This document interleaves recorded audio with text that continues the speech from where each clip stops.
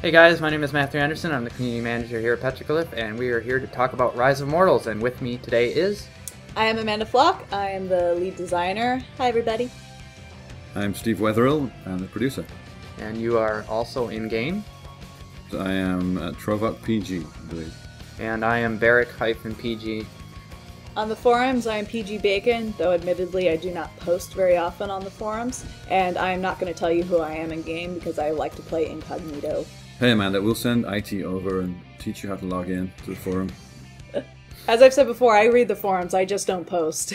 As most people actually, there's a lot of community that just browses the forums on a daily basis, Yep. sees what's interesting, what people are talking about, but not necessarily responding. Let's talk about Steam. And we got Steam achievements in. Yay! And Halloween Steam achievements. Yep. We have Halloween Social Hub theme. Amanda, you did a lot of work on that. Berman and I spent a lot of time putting together the Halloween Hub and the Halloween 5v5 map. Those were labors of love, and they seem to be, the community seems to really enjoy them. We know we really like them, and this is actually a trend that we do plan on continuing. So, in the next couple weeks, keep your eyes out for maybe some snowfall. Oh, yeah, that's right. We were just talking about that at a meeting before the recording of this podcast.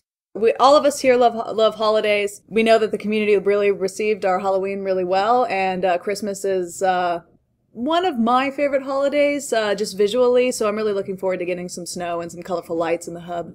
Beyond holiday retreatments of the hub, we also plan on putting one idea that's been kind of passed around internally are pedestals, and there'd be 3 pedestals for the 3 highest ranking players that are currently on the server. So ideas like that, where we can visually communicate who are our top tier players, who are our top tier characters, actually within the hub. Is that what you were talking about? Yes, exactly. Yes. Yeah, I was really excited when I heard us talking about that. And, we have a lot of ideas, and some of them will make it into the game, some of them won't. I just want to see the mirror ball for New Year's. Oh, yeah, that's the other thing. I would really love to see for the holidays that little back area with the gate we haven't really used yet. The graveyards? Well, okay, so the graveyards are there currently, but have this big fat Santa in this chair and this little line of creeps going up one by one. You can get through those gates. You can? Oh, can Can you? you? Exercise for the reader, maybe. Screenshot. Yeah, screenshot it and we'll... So in addition to the Halloween hub, we've already kind of mentioned this a little bit with Halloween or with Christmas skins that we're thinking about. We have recently introduced 3 new Halloween skins. 3 of our characters now have costumes. We have Wicked Witch Tatiana, which is my personal favorite of the 3.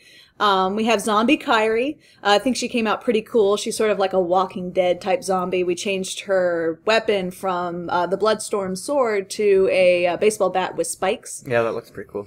And we also have what is affectionately called a Skelly Bones Nethergist. And this is something that our producer really wanted to get in game because I think that was what he dressed up as for Halloween. Yeah. Did you? There are no photos. Yeah, I was going to ask. I did not see any of these photos. So those are our 3 Halloween skins, and as we're kind of talking about our future holiday plans, we do plan on doing the same treatment for Christmas and future holidays down the road. Steve, what's our current rankings in terms of the countries? It's changed, actually, since Steam launch. Good old USA is number 1 still. Let's do this as my super surprise secret trivia question. Who do you guys think is number 2 country? And let's do this. We're not going to post the question in the forums, but we will post a reminder that you should listen to this podcast and answer the trivia question. We'll post that reminder in the forums. What is the number 2 country for ROI? And we'll pick a random winner from the people that put the correct answer. We'll put this on Facebook and the forums. Right, Matthew? Sounds good. And the prize will be 1,000 Petroglyph Coins. Oof, that's quite a bit. That's quite a bit. A lot of people in the forums have been talking about ways we can help improving performance of the game. So what are we doing? Some cool stuff coming up, right? For Europeans, yes. We're actually doing stealth tests right now. Some of Stealth you guys, bombers? Yep, we're sending some bombers over. No, we've been testing European servers. It's not been officially rolled out. Some of you in Europe will have seen better ping times. We're still ironing out some of the details there. We're expecting to roll out European servers officially within the next couple of weeks.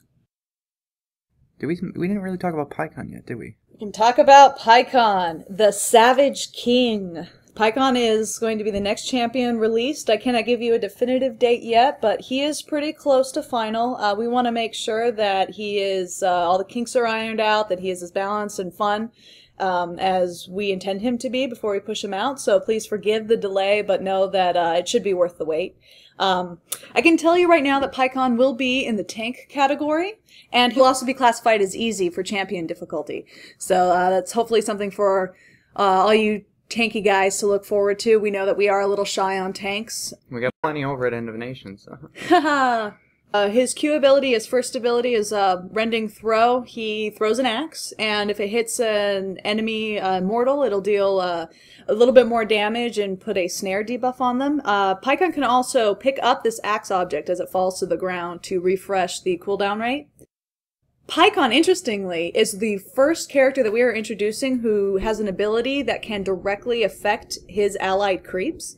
The Warhorn is a PB/AoE buff, and any creeps in the area of effect will actually receive the buff as well as allied immortals, so that should be a pretty interesting, fun mechanic.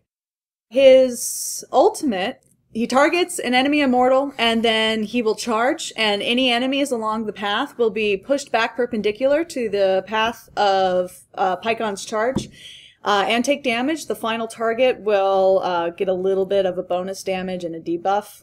Right now that is a stun, although internally we are still kind of ironing out kinks, seeing if that's really the direction we want to go. This is again why there's a little bit of a delay. We want to make sure that the character, that we are as satisfied with the character as we can get before we put it in front of you guys. Well, there is another question that we could probably segue into, which is how much time do you put into making a new character, a new immortal? Yeah, we mentioned that on the other Immortals. As we develop and release more, we're not going to be releasing Immortals every single week just for the fact of releasing them if they're going to be unbalanced and they're not going to, be a fun play experience. When we did announce him, there were quite a few suggestions on how we should author his audio lines. So hopefully you guys will be pleasantly surprised with some of the quips that we came up with. A lot of the recent spotlights have actually been a little bit different than the first few that we released when we launched the game. We've been shifting more towards a first-person perspective, talk about themselves, to give them more of a realistic kind of aspect. We're going to be recording Aislinn this week. Who's going to be the voice actor for that? I am Aislinn. That's my best impersonation without having...